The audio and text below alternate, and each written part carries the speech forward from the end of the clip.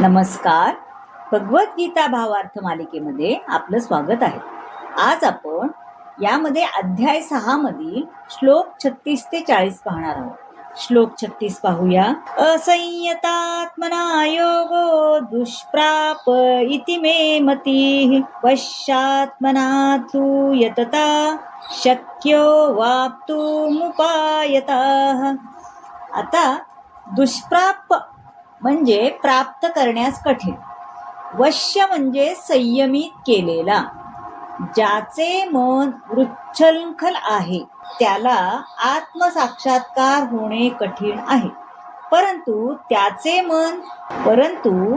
ज्याचे मन संयमित आहे आणि जो योग्य साधनांद्वारे प्रयत्न करतो त्याला निश्चितच यशाची शाश्वती आहे.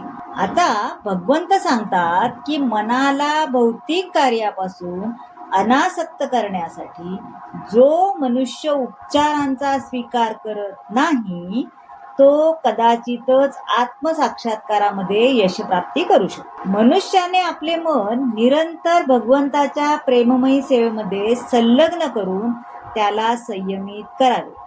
जोपर्यंत मन कृष्ण भावनेमध्ये युक्त होत नाही तोपर्यंत ते स्थिर आणि संयमित होऊ शकत नाही आणि ते झाल्याशिवाय यश प्राप्ती करू शकत नाही.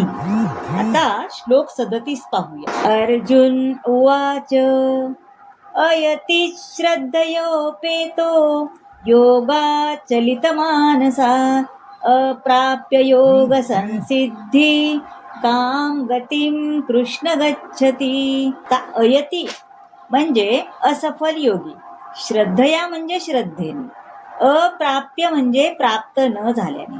अर्जुन म्हणाला, हे कृष्ण, जो प्रारंभी आत्मसाक्षात्काराच्या मार्गाचा श्रद्धेने स्वीकार करतो परंतु नंतर सांसारिक आसक्तीमुळे मार्गभ्रष्ट होतो आणि योग सिद्धी प्राप्त करू शकत नाही, अशा अयशस्वी योग्याला कोणती गती प्राप्त होते? आता अर्जुनाने भगवान श्रीकृष्णांना त्यांच्या पूर्वीच्या विधानाला पुष्टी देण्याची विनंती केलेली आहे.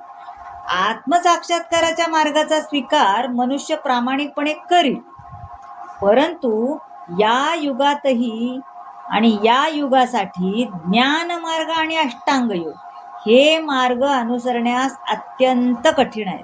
म्हणून निरंतर प्रयत्न करूनही अनेक कारणास्तव मनुष्य अपयशी ठरू शकेल. सर्वप्रथम या मार्गाचा अवलंब करण्या इतपत मनुष्य प्रामाणिकच नसेल. दिव्य मार्गाचे अनुसरण करणे म्हणजे मायाशक्तीशी युद्ध पुकारणे होय. आणि मनुष्य जेव्हा याच्या तावडीतून सुटण्याचा प्रयत्न करतो तेव्हा विविध प्रलोभनाद्वारे साधकाचा पराभव पकडण्यास ती प्रयत्न करते. जीव पुन्हा पुन्हा मोहित होण्याची पावली शक्यता असते. याला योगाचलित मानस अर्थात दिव्य मार्गावरून भ्रष्ट होणे असे म्हणतात. आता याचे परिणाम काय आहेत ते पुढच्या श्लोकात पाहूया. श्लोक 38 पाहूया. कच्चिन्नो भय विभ्रष्ट छिन्ना भ्रमीव नश्यति अप्रतिष्ठो महाबाहो विमूढो ब्राह्मणापथी. विमूढ म्हणजे मोहग्रस्त. हे महाबाहो कृष्ण, ब्रह्मप्राप्तीच्या मार्गावरून भ्रष्ट झालेला असा मनुष्य आध्यात्मिक आणि भौतिक योग मार्गावरून किंवा यशो मार्गावरून कोणत्याही दिशेला स्थित नसलेल्या छिन्न विछिन्न ढगाप्रमाणे पतित होऊन भ्रष्ट तर होत नाही ना.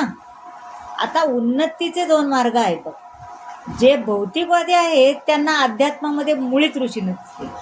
म्हणून जे आर्थिक विकासाद्वारे भौतिक प्रगती करण्यात उत्सुक असतात किंवा सकाम कर्माद्वारे लोकांची प्राप्ती करण्यास उत्सुक असतात, पण जेव्हा मनुष्य आध्यात्मिक मार्गाचा स्वीकार करतो तेव्हा त्याला सर्व भौतिक कर्माचा आणि सर्व प्रकारच्या भौतिक सुखाचा त्याग करणे आवश्यक असते. जर महत्वाकांक्षी योगी अपयशी झाला तर तो दोन्ही दृष्ट्या गमावतो. हो की नाही. तो भौतिक सुखाचाही भोग घेऊ शकत नाही किंवा आध्यात्मिक आनंदही उपभोगू शकत नाही. भगवान श्रीकृष्ण हेच परमसत्य आहे ना. आणि म्हणून जो परमपुरुषाला शरण जातो तोच यशस्वी योगी आहे. आता श्लोक 39 पाहूया. एत्मने संशयं कृष्णं छेत्तु मर्हस्य शेषतः त्वदन्या संशयस्यास्य छेत्ता न ह्युपपद्यते. छेत्तुम म्हणजे दूर करण्यासाठी, अहर्षी म्हणजे तुम्हाला विनंती आहे, उपपद्यते म्हणजे मिळणे शक्य आहे. हे कृष्णा, माझा हा संशय आहे आणि हा पूर्णपणे दूर करण्याची मी तुम्हाला विनंती करत आहे. तुमच्या वाचून हा संशय दूर करणारा कोणीही मिळणार नाही. आता पहा, श्रीकृष्ण हे त्रिकालज्ञ आहेत. त्यांना भूत, वर्तमान आणि भविष्य या तिन्ही काळाचे पूर्ण ज्ञान असते. त्यांनी सांगितलेलेच आहे की भूतकाळामध्ये सर्व जीवांचे अस्तित्व होते, वर्तमानातही आहे, आणि सर्व जीव भविष्य काळात वैयक्तिकपणे अस्तित्वात राहतीलच. आता अर्जुनाला अयशस्वी योगाच्या भविष्याबद्दल जाणून घ्यायचे. श्रीकृष्णाच्या बरोबरीचे कोणी नाही आणि भौतिक प्रकृतीच्या दयेवर जगणारे ऋषी आणि तत्वज्ञानी कृष्णाची बरोबरी करू शकत नाही. म्हणून कृष्णाने दिलेला निर्णय हा सर्व संशयाचे अंतिम आणि परिपूर्ण उत्तर आहे. आता श्लोक 40 पाहूया. श्री भगवान वाच पार्थ नैवेह नामुत्र विनाशस्तस्य विद्यते न हि कल्याण कृतश्चिद्दुर्गती तात गच्छति. आता अमूत्र म्हणजे पुढील जीवनात, कल्याणकृत म्हणजे शुभ कार्यामध्ये रत झाले.